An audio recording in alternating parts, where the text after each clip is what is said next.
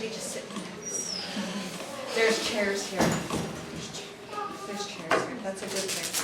And there's carpeting, though it's not very plush. Well, we are all here because you want to know all the writing what you love. Yay. Or love what you're writing. That might be a completely different panel, but I think we could probably talk about that together. It's still good. It's still good.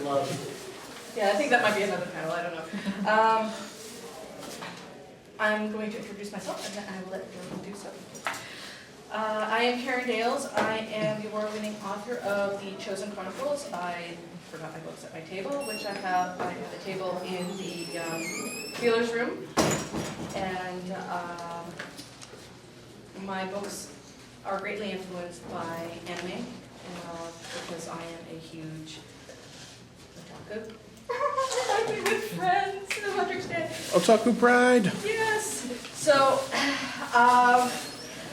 my main thing is more of the dark end of, because I write horror and vampire stuff. I tend to like more of that stuff in my anime.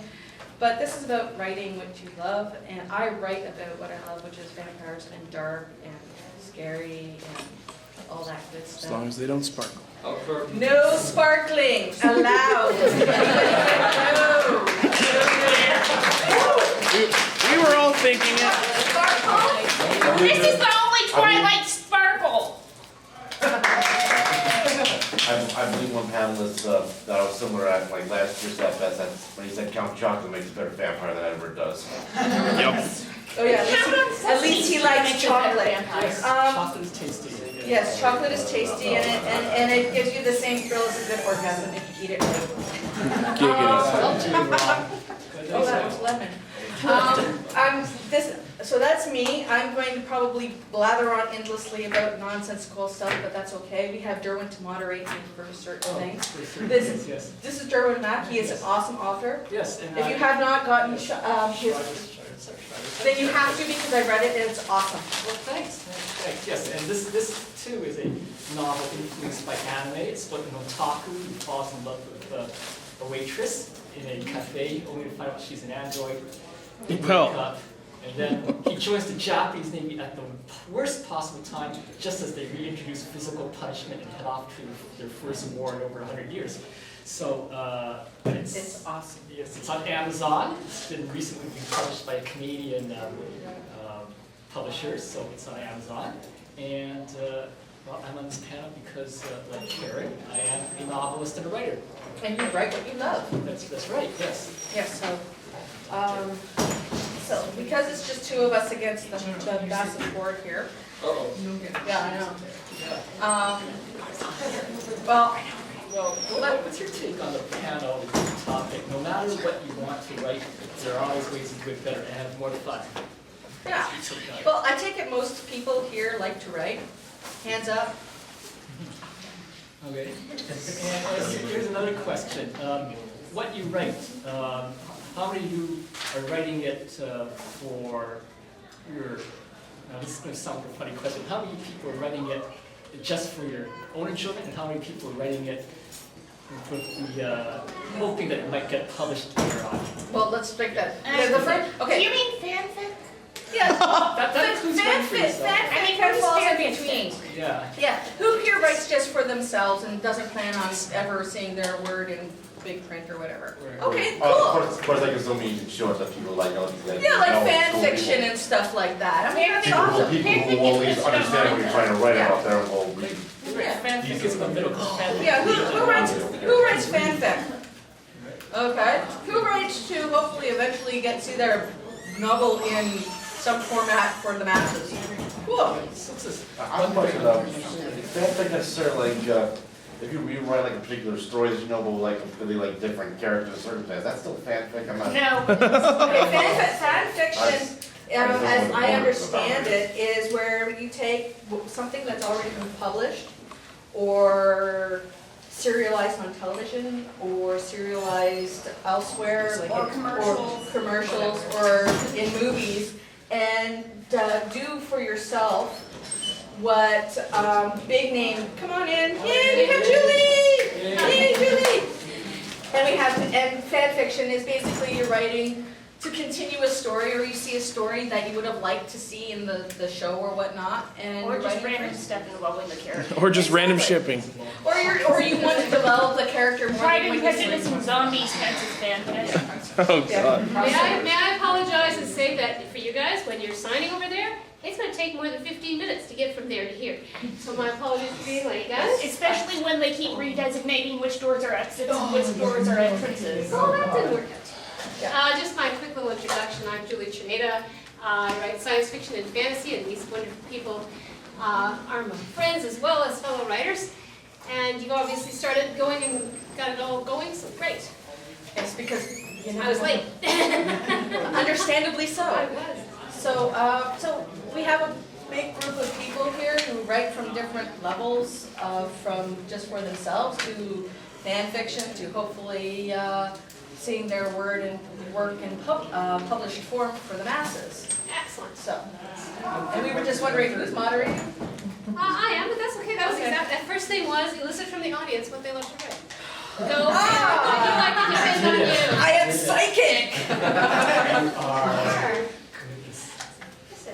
Well, you mentioned like writing what you like. That's actually one thing I've been trying to get into writing, although I'm not quite sure how to begin it there, because, well, I'm gonna look in like the middle way of it there before I actually started there, which is kind of sad, is taking stories that I already know and like writing like it's things that I thought had potential but didn't pan out the way I thought they would have. Rewriting like how I would have, that I thought they would have been a lot better. Yeah, That's how I started. I rewrote Boros. I wrote Tarzan. Wait, one version. I loved it. It'll never see the light of day. But good, because it's a way to do it. There's ways to do it which are entertaining. There's ways to do it which some editors, if you're looking for fanfic publication or pro-publication, would be too cliched. For example, there's a movie, is it Old Brother, Where Art Thou? Oh, yes. That's really based on Homer's The Odyssey. Actually, I heard somewhere that it was in a creative writing class that had about writing script. Virtually every story pretty much goes back to either the Bible or to mythology. Every story. Yeah, It's basically it's basically at its core root. Yeah.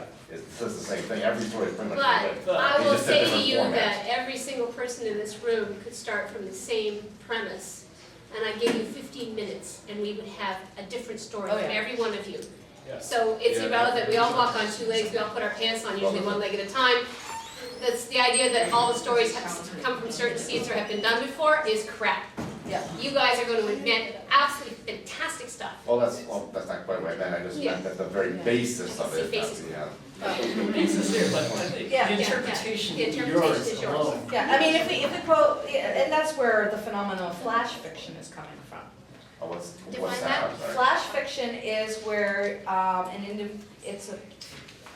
the writers are given a certain maximum word count, and they're either given a photograph or an image or a concept or a word, and then they have to write a short story within the confines of that word count. Like 50 words sometimes. Or even Sounds like a school 200 or assignment. even That's actually 1,000 not a words. lot if you think about it. And it's not a lot, You can do it. but you can do it. And you know what? If we did that with you guys right now, as Julie said, it would have come up with completely something. We might different. have 5 zombies, It might just Yeah, but their happen. zombies are going to be But different. they'll be different zombies. You know, I mean, they might have talking pandas. And if you have talking pandas, please pass them over to me because Derwin knows, I love pandas. Pandas, noted. I have to recommend a city in China for you to visit. So you have been talking about what people have been wanting to write, and so what was the breakdown for the fanfic versus original versus? I think it was more or less equal. I think we have a lot of people who are interested in all different types of writing because Yo, of course you do. Yeah, Yes. you can 50 Shades of Grey is both. Amber Claire. I don't want to read that. 50 Shades of Grey. Yes. Well, the fact that you're in this room at this time of night and it's this hot and you're talking about writing, you're all writers, isn't that? Yes. You like to write. Oh, yeah. And I want to see all of you at my writing workshop on Sunday. 50 Shades of 10 Grey. o'clock after Saturday night. Hey, the real writers show up for their Yeah. 50 Shades of Grey is an interesting spin on writing what you love, in a sense. I'm not familiar. It's from like BDSM, but So it's all right. Okay, the risk of sounding like the clueless guy that I enjoy. But it's always good to I ask. have a feeling I don't want to. Many years ago, I decided, you know, you pass 50, you're allowed to ask anything you want, and I thought, why didn't I have this attitude when I was 10? So yeah, ask anything you want, no dumb questions. A lot of people have a lot of expertise in this room that I have absolutely nothing about, so. Do you see the lineup out there? I stopped and took a lot of pictures, not on my way here, this was not my reason for being late here, but that's amazing. Yes.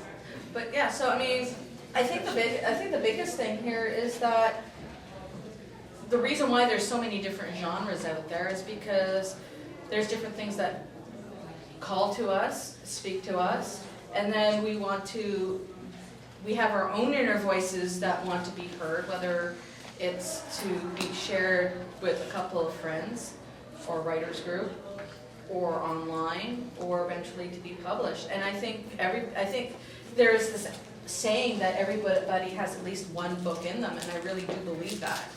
Some people have a lot more, but there's a story, and if it's not just a fictionalized story of whatever, I think there's also your story, because you are a unique person, and that's why memoirs are very popular too.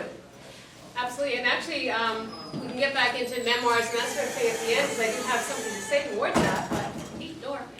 But one of the things that my editor at DAW, I said to her, because I did a little survey thing once for a writers group saying, well, what is it you look for in a new writer? And they said, she said, all I care about is that they're passionate about it. Not trying to find the market, not trying to find the thing that will sell to me, not telling me that they're the best thing ever since whatever, but that story they care a lot about. And that if you put your amount of emotion that you feel for the work into the work, it shows. I mean, grammar and all that other stuff, it can be fixed, it can be tweaked, it can, you can learn how to make a paragraph, but if you tell the stories that you think about all the time, that make you daydream, those are the stories that will always work. Mm-hmm. Yeah, if there's a certain interest that you have, it's always best to start. I mean, some writers like to diversify their subject matter, but it helps if you start with something you're really interested in. So let's say you like Greek mythology, right? Well, that's your minefield. Your mind. Your minefield. It's your orchard. It's your orchard. Your wine. That's your strip mine. That's your strip mining for your story. Make it based on a Greek myth, or make it about an archaeologist or a historian. Or an archetype like that. Yeah. Because there's seats up here. That's where you will get, because you're so interested in that subject, you're bound to do a lot of research on it, you're bound to do good research on that subject, hopefully, and your enthusiasm for the subject will show through. Yeah. Like I write biological science fiction, so there's slime all everywhere. Slime and weird legs and all manner of things. And it's fun. But yeah, I was just here it's going like this. All I can think of is 50 Shades of Grey. Yes. Yeah. But but the thing is, I mean, you again, I mean, we're all here at an anime convention. We all have an enjoyment in anime and manga, or anime and or manga. And a lot of people will draw upon that to write their own manga. And we're not just talking about books, like the regular books with lots and lots of words and no pictures, unless you're talking about kids' books.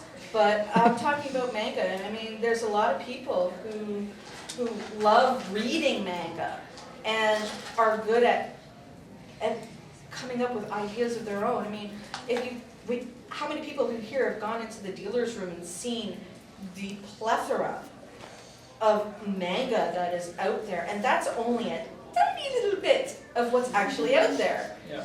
Could like writing a script, let's say, for a short movie be along those same lines? Of course, because you're writing what you love. Yeah. Anything. I actually met someone who made a very good living writing greeting cards. Because she was the sort of person that someone would always say, well, you know what to say. I bet all of you have heard this from somebody in your family saying, well, you write it, you know what to say. And you can actually turn that. If one person that writes a book to be a writer, everything that's written is somebody thought it up. Badly sometimes and better sometimes. So yeah.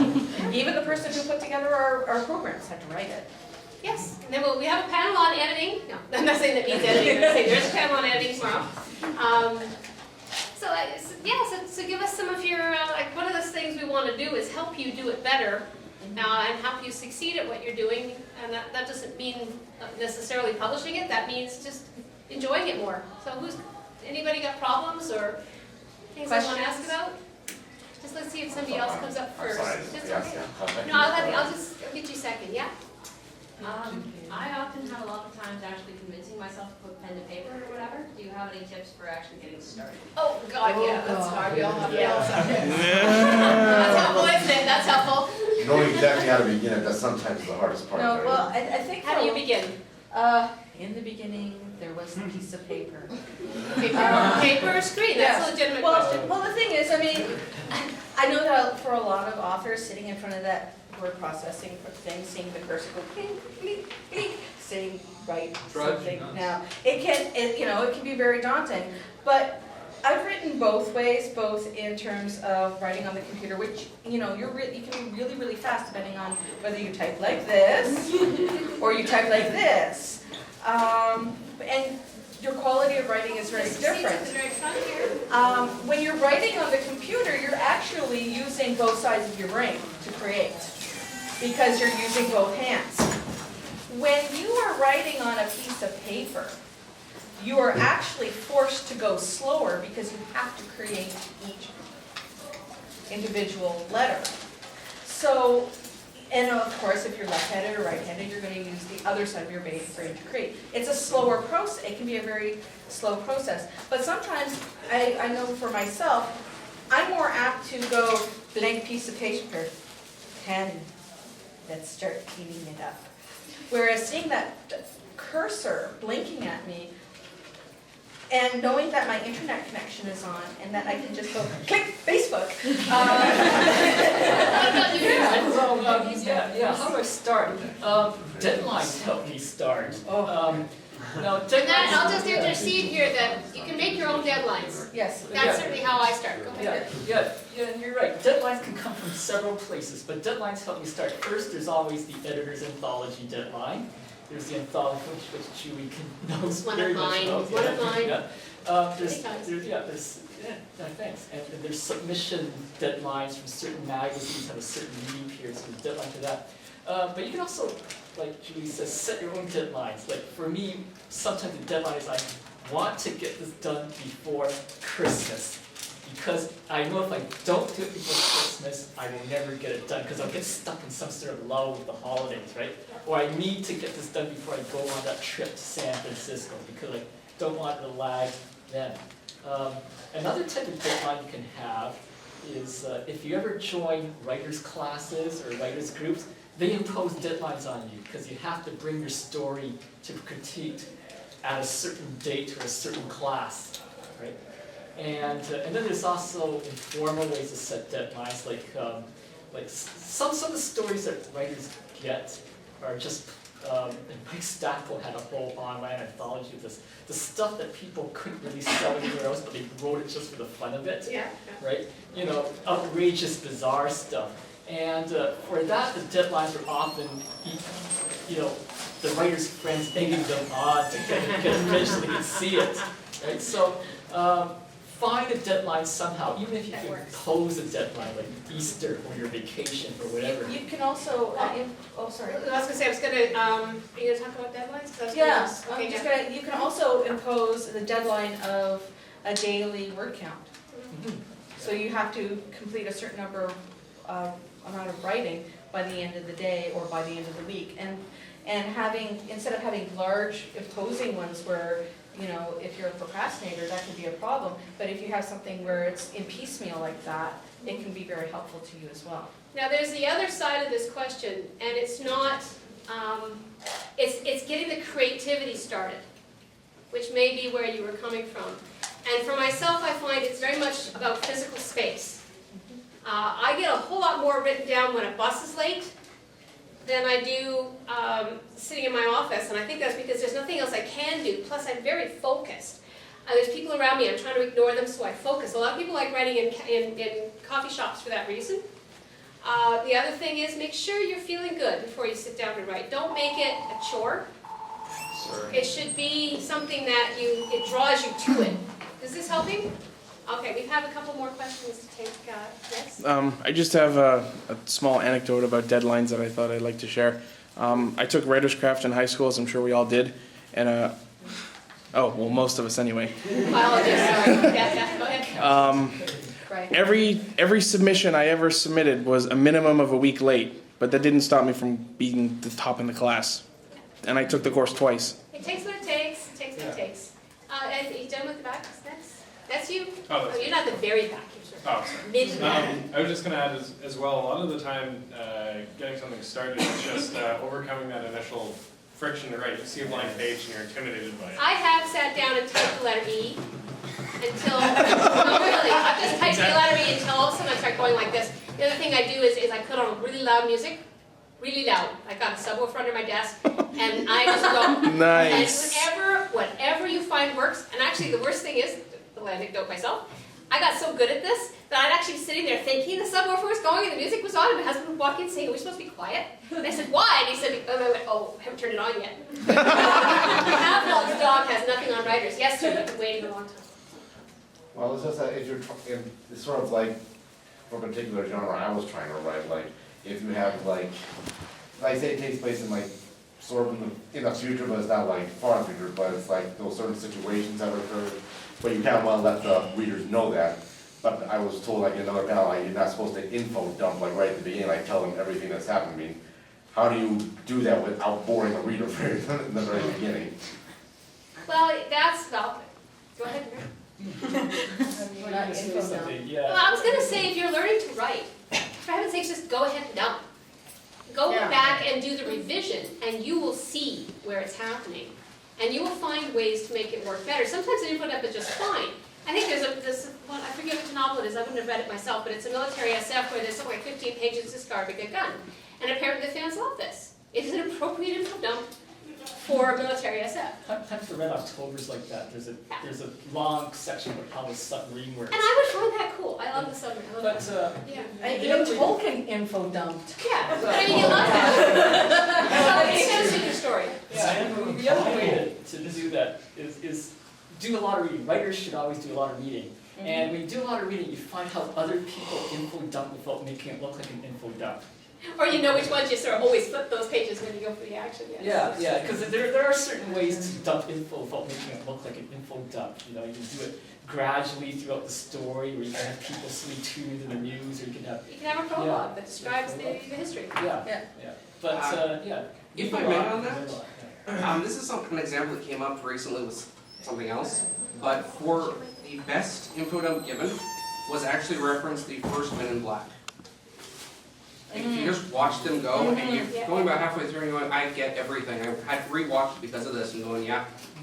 Oh, if it's done well, it's not an info dump at all. It's just informing the reader what they need to know. Who was first? This lovely lady with the ears or the fellow with the green shirt? I think you were the man in Almost Black. So why don't we go with you? Oh, Yeah. okay, a few items that have been coming to mind. Another good info dump, How Much for Just the Planet? It's a hilarious Star Trek novel. I never read that. Yes, and there's How much a for chapter Just the that's basically a film strip about dilithium. Yeah. And I was never familiar with the original Jack, but I read that and it was hilarious and I understood it. I love it. Yes, sir. Oh, sorry. Do you have a tip for foreshadowing? I'm very honest in life, and I have difficulties in foreshadowing without just giving it away. Oh, Karen? Oh, foreshadowing. Foreshadowing. How much to tell people beforehand? You can, that's I okay. think that's cool. Yes. I think for foreshadowing, you can do it, you can kind of, how can I best say this? You can do it in dialogue, like someone says something's gonna happen to you one day.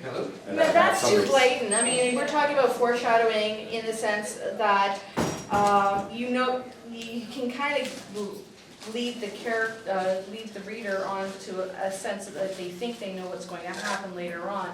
I think you can infer that by how the plot is moving. And sometimes the way you can do that is by how the characters interact, but not so much as the point of them discussing certain things. I'm the type of author that I really don't do a lot of foreshadowing. When I do, I tend to twist it and really surprise my readers.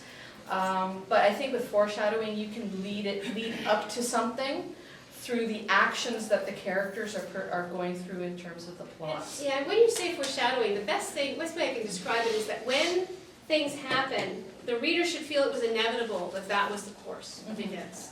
Even though they didn't see it coming, which is always nice, you haven't tricked them. They look back and they say, oh, yes, of course, I should have seen this. Yeah. We've got a couple of new hands up, if I may, the gentleman with the right there? Yes, you. Yes. Well, I know like with writing foreshadowing, I think it's like a lot easier if you actually finish your book first and go back and edit, because like, well, if you're writing foreshadowing as you're going along, I'll find like on some of my older books, I foreshadowed a lot of things that just never happened.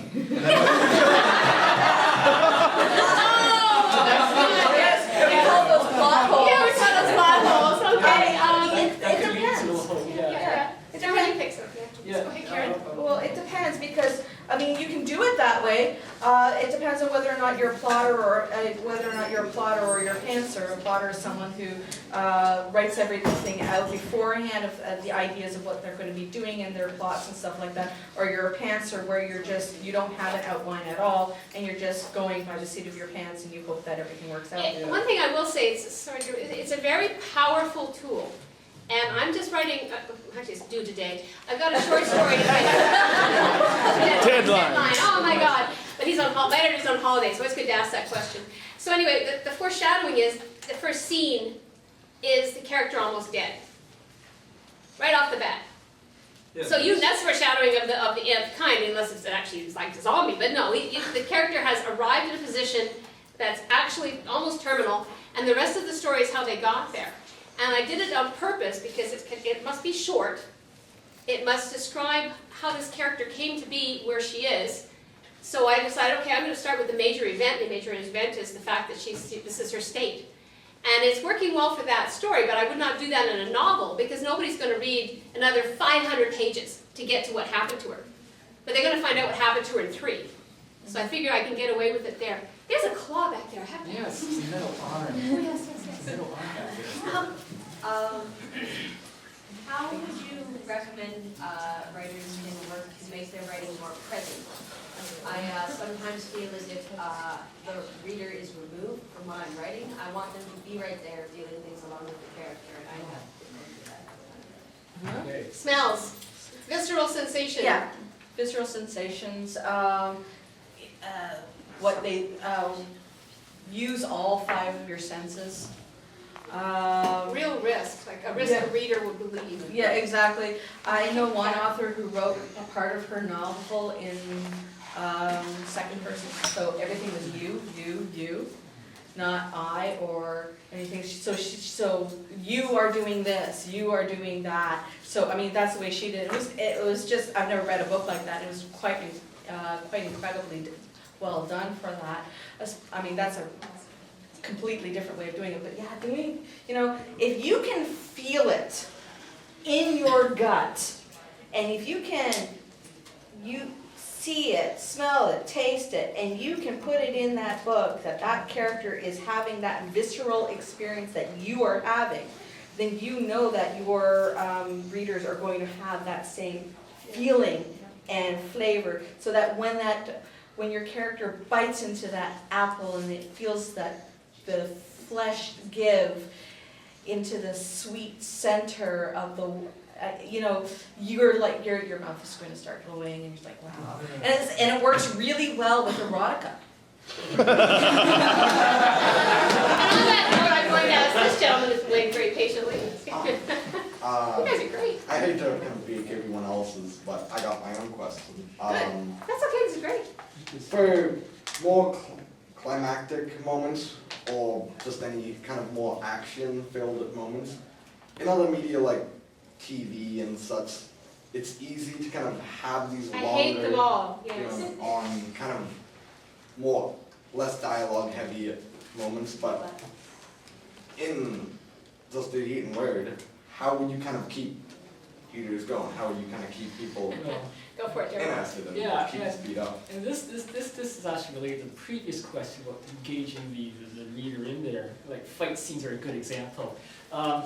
To add on to what Karen says about senses and smells and so on, one thing that I see happens in rookie manuscripts, is that rookie manuscripts, because a lot of people get their storytelling experience from watching movies and TVs, I've noticed a lot of them tend to take place in third-person omniscient, right? But Like godlike view from on high, yes. yeah. So you know what? Yeah, exactly. The godlike view, but Western literature, at least, has come to the convention that each story has one viewpoint character, or there may be several viewpoint characters, but never more than one viewpoint character per scene at a time, right? And what a viewpoint character is, even if it's written from a third person, one character experiences that whole scene, and the whole scene is written as if that character is experiencing it. So I can't see behind them. Yeah, that's right. You can't see behind them, and what the character feel, and every description of feeling is from that character's point of view, not from the point of view of the other characters in the room. Fight scenes are a good example of where having one viewpoint character is great, because you can write a scene. Most people see fight scenes in movies where, Bruce Lee swings out and then Chuck Norris does this, and then one guy kicks the other guy. But it's a lot more effective. It's often the point of view of one of the guys getting beaten up over and over again, or he swings out, right? Because then you're in the mind of one person as opposed to being like God watching everybody. And if you, I'm going to recommend a novel. It's a young adult novel called The Tiffin. It's by actually a Toronto writer, Mahtab Narsingham. She won a Silver Birch Award for her other young adult novel, The Third Eye. It's based on Indian mythology. And The Tiffin, though, it's really effective. It takes place in a slum in Mumbai, and it's really effective for all the smells and touch and sight. Like this character, the viewpoint character, smells everything in that slum. Right. One thing I would say to add to the stuff about the fight scenes, choreograph them out. Nothing, if you don't want to if you can't have friends help you, get dolls, whatever it takes, or at least try things out, because one of the funniest things is when you actually get a published book and you find out that you hit it with that, this fist, and that fist, so they got 3 fists. Something will come in there, or something is frankly impossible. If you know someone to read for you, that's the best way. The other thing I will say is that it usually takes me, maybe 2 hours to write what will take in the reader's attention span 30 seconds. Because it takes that much craft to make something happen fast in words. That's why I hate, the film industry, they can just say, do it again. We have to make it all work. Oh my goodness, who do we pick? Karen, pick somebody. This gentleman in front, he has asked a question. Do you have any advice for making character dialogue and interaction between main characters? Come to my workshop on, sorry, I was going to say come to my workshop on Sunday at 10. It's all about characters. Okay, go ahead, Claire. Me? Oh, okay. To make it memorable? Well, first of all, in a good way. It doesn't have to be in a good way either. Not an editor's reading way. I think character sounds.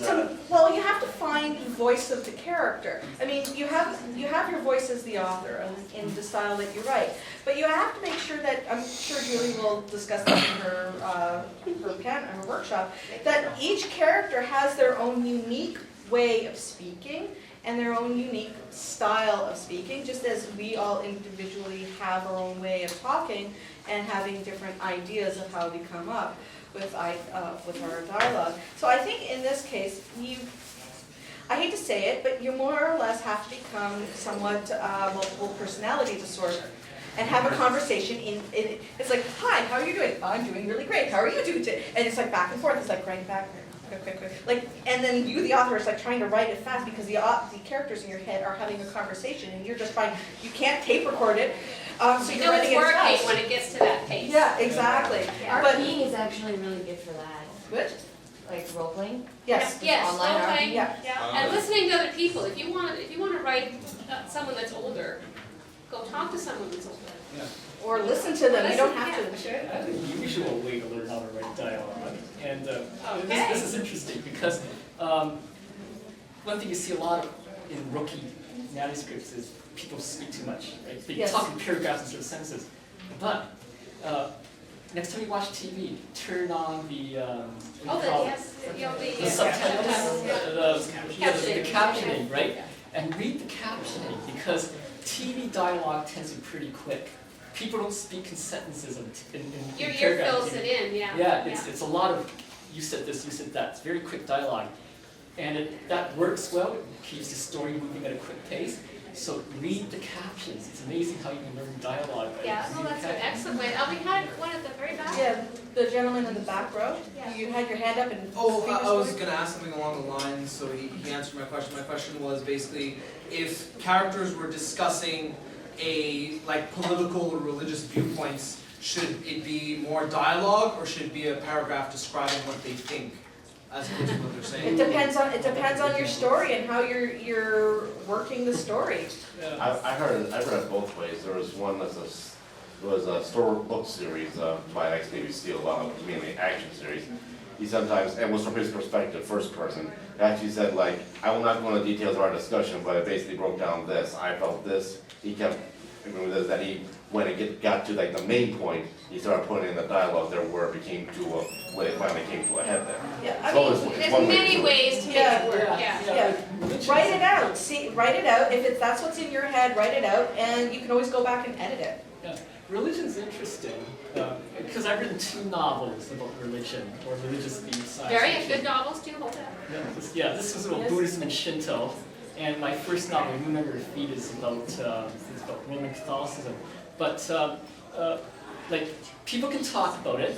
The other thing that you can is all religion has ritual in it somewhere, so you can actually show what a person feels about the religion by not even having them do dialogue, but actually having them do all sorts of gestures and things. So if a person walks past a church and suddenly makes a cross sign, They practice. right? Yes. Or if he suddenly claps twice, bows twice, and claps again as he passes a Shinto shrine, you know something about that person, as opposed to the person just sort of casually walks by it. And the scene while you were sleeping, that scene in the church, that's pretty hilarious. The whole family, half of them were talking, half of them were trying to shut them up, and the other, Yeah, yes. it's interesting. You've waited a long time. Okay, back to foreshadowing. I felt the. I mean, it took her 200 pages to catch on to what I saw in the first 10. Annoying characters are another whole topic of this. The characters you love to hate. On something that's very off topic. No, it's all, any topic's good, go. Well, I noticed with the new Model Pony show, a lot of Julie Jenner.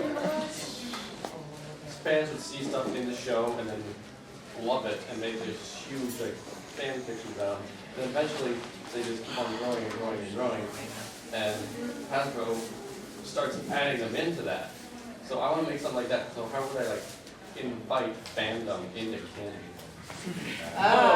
Well, you have to have canon to start with. That's a big start. I think in a lot of cases, I read somewhere, I don't remember where I read it on the internet, that a lot of, since fan fiction seems to be a growing genre on its own, more and more people, there are places that are actually starting to look at it, to publish it, and bring it into mainstream. I think, we see series based off of original ideas, such as the Star Wars, all those books, and the Star Trek, all those books, and all these Which different is series, fanfic. which are basically Yeah. published fan fiction. Yeah. And honestly, it's the same thing with Harlequin. It's all fan fiction because it's all based off the one idea. And I think in the sense, it can eventually become canon because of how much the fans will start reading it, commenting, making their own fan fiction from your fan fiction. And it really, the acceptance of it, I'll just jump in here, the acceptance of it depends on where the original work came from. If you're talking about something that has one author, it's unlikely that author, unless they're at a point in their career where they're no longer writing that, which does happen, like there's all kinds of situations where people will throw open their world and say, write in it with me. But ordinarily, they already are writing in their heads or on paper or have contracted several ideas that you haven't seen yet. And the last thing they really want to see is you guess what, where they're going. So immediately that throws that contract out, your kid doesn't go to college or whatever. Or even just, we all care about what we do. Just because we get paid for it doesn't mean we care less. We care more and there's more consequence. So a collaborative work, like a big collaborative work, has room to let people in. You're not moving it, you're part of the team, but that's the only thing I'd watch. You guys are fabulous, we have hours of panels. But I'm going to take, everybody who's asked a question already, put your hand down.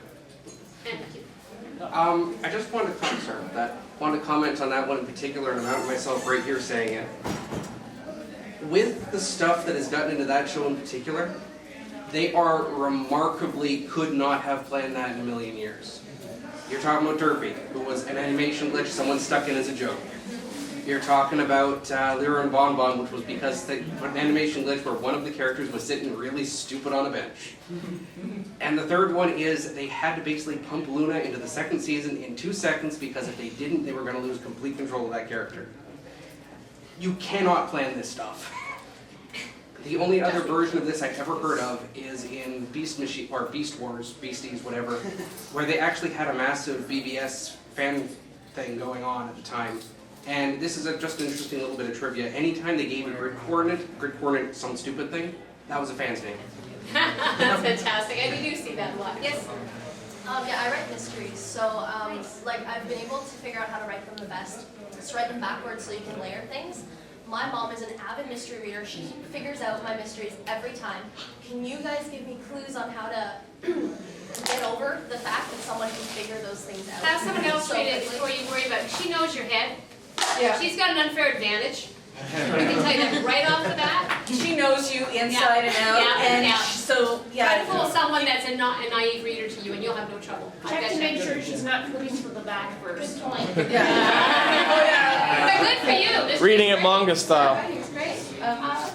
So there's a gentleman. Yes, gentleman back. Yes. Yeah, I have a question. What's the unnatural desire for heroes to always be the winning side? What the bad guys actually do in the novel and the show? Yay, non-Disney endings. I like non-Disney endings. Yes, I think, you know what, I think that's, you can have those. I mean, you can have those, and your fan and your readers will hate you for it, and then you will run for your life from your fans. Yes, I've had that happen to me. And I think it's good to do that because, you know what, why have Disney endings all the time? You know, if you write something like that where it's not a happy ending, send it to me. I love it. I will say from the other point of view, if I'm writing a short story, all bets are off. If I'm writing a novella, all bets are off. But I'm not going to spend a year building worlds and characters that I love deep inside and not give a good, happy, satisfying ending. It may not be the ending you like. I get mail from people saying, why did this happen? Why did that happen? Well, in your version, maybe it would. But in my version, if I'm writing something novel length, it's going to be a year or 2 years of sitting down to be in that place, I want to be satisfied by the end. And a villain ending winning can be satisfying, don't get me wrong. But certainly when I write something at the end, you know, as my daughter says, don't kill him off, I'm saying, well, I can't promise, but yeah, I'm not going to kill him off. If you're going to comment with that, Failsafe, the movie, is a good example of a plot line that doesn't really come to a happy ending. Watch Failsafe. But what Failsafe has going for it is that one of the flaws I see sometimes is that the non-happy ending happens simply because the characters are either beat up all the time or they lose all the time. It's a much more satisfying unhappy ending if they at least try to fight And Yeah. failsafe is a good example of that. The character took Meaningful everything. sacrifice. Yeah, Yeah. the meaningful sacrifice, they do everything possible. Yeah. And I think, I mean, and one of the reasons why I love anime so much is that they don't have to do the Disney endings. I'm reminded specifically, I forget the name of the show, the series. It's about a sister and a brother, and they had vampiric qualities. And at the end of the, and I forget whether it was the manga or the anime, because I read and watched them both, but they both more or less were dead at the end of it. And I watched it, I was like, What's the story about? wow. I wish if my friend Keith was here, he'd be able to tell me. Is it Graves of the Fireflies? No, it's not. But because it had that ending, it was satisfying because it resolved their issues, yes, and it wasn't a happy ending, yes, but at the same time, you were filled. But that was the right ending. That was the And right because ending. the thing is, I don't care how it ends, if it's the right ending. That's what you do. I've written an entire book to the ending that I already had. Yeah. And it's very satisfying to know where it goes, and you don't always get that chance. Lady in Pink. So do you ever write characters that you know are gonna die? Like they have Yeah. no... Yes. Yeah. And it That was was fun. the only thing I could do. No, it wasn't fun. Was because he had to be very important. His death had to be a pivotal moment in the trilogy. So the only person that knew was my son, who's also likes to write, and so I said, okay, if I'm ever having a moment, this is why I'm having a moment. And I just managed to totally forget that was going to happen until 5 minutes before the scene. I actually managed to blitz myself right out of it, and I wrote it. I had this plastic on my keyboard. I was a wreck. It had to happen. It was exactly the right thing. Best scene I ever wrote. But it is not something you just do trivially. If it matters to you, it will matter to the reader. Yeah. I know an author who had to do something horrific to one of her favorite characters, and before she actually, right after she wrote it, she actually had to go out of her home, go for a long drive, and she bawled her eyes out. But it was what needed to be done, and it was the best. And I read that, and it was just You incredible. have to do that sometimes. I mean, and that's what the payoff is. Yeah. You've done it. Yes, Yeah. sir. I mean, I've watched a lot of anime in my time, but it's kind of ridiculous. Like, I've been watching I've been watching anime from the 70s till now. And the thing is, the distressing point for me as a writer is, you know, the material that you're seeing out there is so recycled and kind of dumbed down that you don't get inspiration. Like, I'm going back to classics from the 70s, 80s, 90s, you know, all the ones people just tend to overlook. And I'm nitpicking every little point. Like, if I mention one title, Neo Genesis Eva, that was a big one. Yeah. Or Cowboy Bebop, or Samurai Champloo, you know, those big titles. There's like, some people say, okay, it's like Inception, you don't understand it. But if you watch it, like I've taken philosophy classes. If you watch it, you nitpick those little things, like the religious symbolism, you know, the whole allegory of how the characters are going.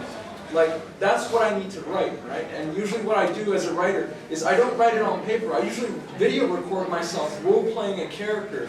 And it's so immersing, actually, that I actually want to share it with fellow writers. Like, I've been looking for people that I can create a panel out of, just bounce these ideas off, or have them watch my videos, and we can get this on paper. Because usually what happens to me, the moment I see paper or that blinking cursor, it's just like, nope, it's gone. I will say that this is the one thing that I don't like about fanfic is that we need new stuff. And every minute that you're immersed in someone else's world, starting from their world building, starting with their characters, you're robbing the rest of us from what you could create. And I know you can, because you pay attention. You know what you like. You know what's working for you. So do fanfic for fun. Do it whatever you want to do it. But if you've got that bug, by all means, start thinking of your own ideas as well, because I really, really like to see more new stuff come out. As you said, you get recycled, and this is, it's almost a self-feeding frenzy. Recycling, the better it is, the more you want to write it. Write your own and let it be better. We have time for what? 2 more questions, and then we have to do our summings. Yes, sir. Okay, I'll be quick. I was just going to mention people shouldn't worry too much about being super original because all it takes is to go through TV tropes for about 5 minutes and you realize now I'm the unoriginal. Yeah. And then we're in it for the next 2 hours. As a quick example, Oh Brother, Where Art Thou is based off of like Homer's Odysseus, but if you didn't know that, you'd be like, oh, it's still a really good movie. Yeah. Lion King is Hamlet. Yeah. I just had a question. I have a friend who does writing as well. I'm not sure if any of you have had this problem, but she actually, the characters, when they're talking in her head as she's writing, she has this problem of where her characters react to her instead of the other people that she's trying to create. And the characters that she has, they have arguments with her that they want to do this, they want to do that, and she's like, but I want this to happen. And it ends up turning into where she's created her own fan fictions based off of her stories because her characters won't let her write her main plot. I actually have a very good friend who's a New York Times best-selling author, and that is something like how she describes her creative process. But she takes it one step further, and she says what it is it's my mind telling me that the way I plan to go is not right for this story. So instead of, tell your friend, instead of arguing with her inner voices, to write what they say, because it's still her voice. And just see what happens. Yeah. Okay, because I know her character also, like, as long as it's not self-destructive. one thing specifically is that her character right now, in her head, is constantly telling her, I want to kill Edward Cullen. I'm sure we all have that.